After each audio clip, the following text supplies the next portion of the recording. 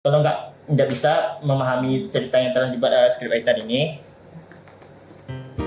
maka karakter desainernya pun juga.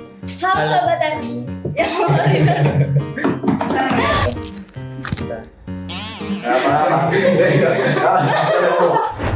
Halo Sobat Tani, welcome Kaji Animasi, kuliah sambil berkarir. Saya Atifa sebagai host.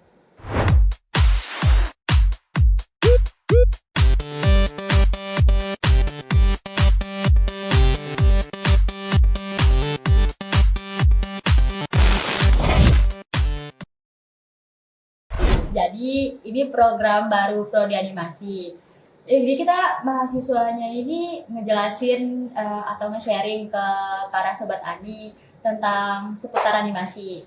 Jadi kita udah kedatangan bintang tamu nih, yaitu Kak Ridwan. Hai semua. Gimana nih Kak, puasanya lancar gak? Alhamdulillah lancar. Oh, ya. Kita langsung aja ya. Soalnya banyak banget nih yang kepo kayak apa sih animasi itu.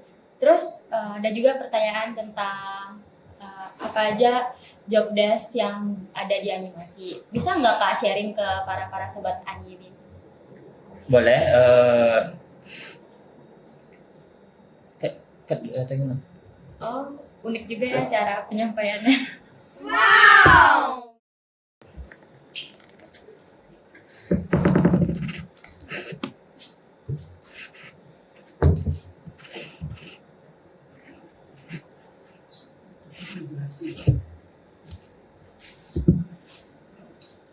Nah, jadi di sini saya akan menjelaskan pertama kali terlebih dahulu animasi 2D.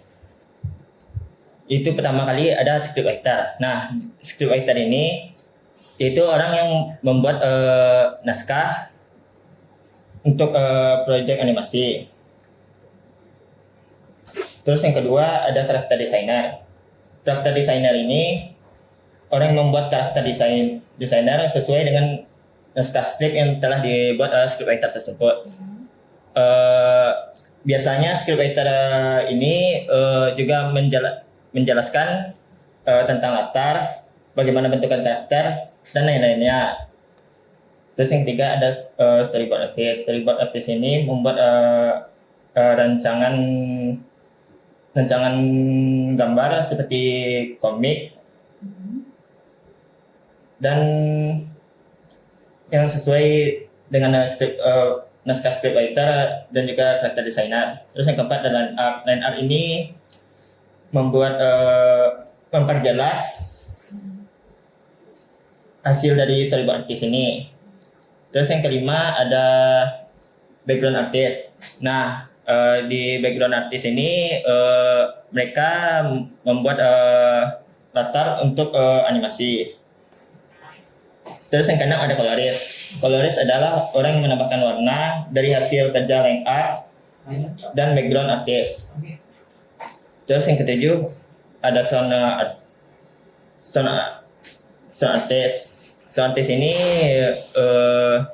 orang yang mengatur sound effect dan mengisi suara seperti dubbing misalnya. Terus yang kedelapan ada video editor. Nah, video editor ini orang yang ngedit hasil dari semua yang ada di sini, hasil akhir. Oke. Jadi ada pertanyaan nih dari user Stephen Griomoru. Skill apa sih yang dibutuhkan untuk jadi animator? Bisa nggak Kak dijelasin ke kita para sobat Ani? Jadi di sini ada 4 atau 5 poin-poin penting untuk menjadi animator. Jadi yang pertama itu harus detail dan harus perbanyak sabar. Karena untuk membuat suatu animasi yang bagus itu membutuhkan banyak waktu dan juga banyak ketelitian. Terus yang kedua bisa memahami cerita yang telah dibuat scriptwriter yang ini tadi. Misalnya kalian bekerja di karakter desainer, kalau nggak bisa memahami cerita yang telah dibuat scriptwriter ini,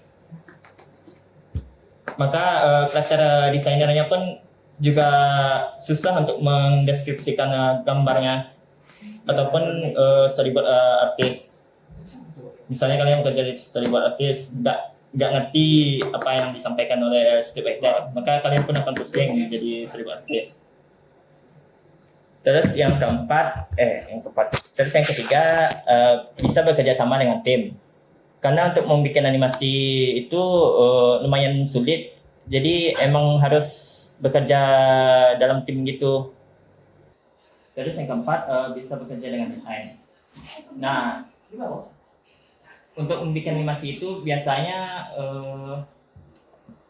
itu konsumennya memberikan deadline misalnya 1 bulan. Nah, jadi scriptwriter ini harus dibagi-bagi. Jadi job desk ini harus dibagi-bagi waktunya. Misalnya scriptwriter diberi waktu 3 hari. Nah, character designer diberi waktu 2 hari. Storyboard diberi waktu 4 hari. Line art diberi waktu 2 minggu. Nah, kalau misalnya storywriter ini terlambat aja 1 hari atau 2 hari, maka yang semua ini akan terhambat pengerjaannya. Jadi memang harus sesuai deadline pengerjaannya. Terus yang kelima ada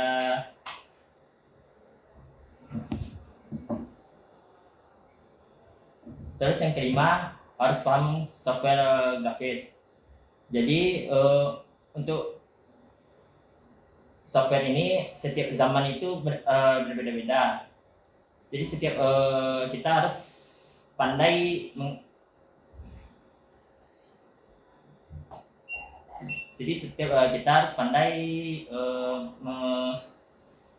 mengaplikasikan software tersebut. Oke.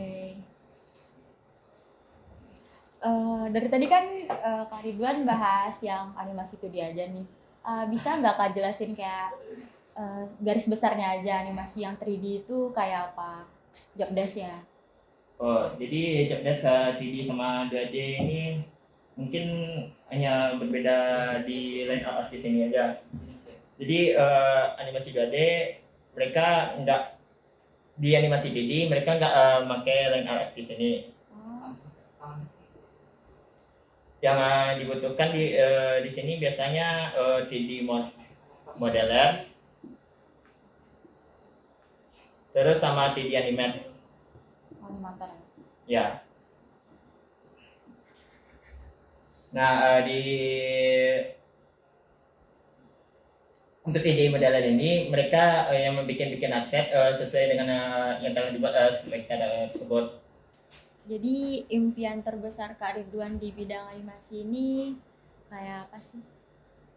Kalau impian Ridwan sih bisa membuat animasi yang bisa menolong atau mendukung orang-orang di luar sana. Misalnya kalian sedang mengalami kesedihan kan, dengan menonton animasi itu kalian bisa termotivasi lagi gitulah.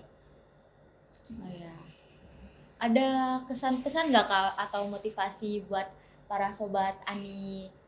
Ada nggak? Kalau jadi gini, bagi kalian sobat di luar sana yang pengen join animasi, meskipun kalian nggak bisa gambar, nggak masalah. Di animasi ini kan sudah ada job desk masing-masing. Jadi misalnya nih scriptwriter ini nggak harus pandai gambar. Terus misalnya kalian jadi sound artist ataupun editor. Jadi ada beberapa job di animasi ini yang nggak mengharuskan kalian pandai gambar, tapi kalian tetap harus bisa bekerja dalam tim, bisa memahami cerita, dan juga bisa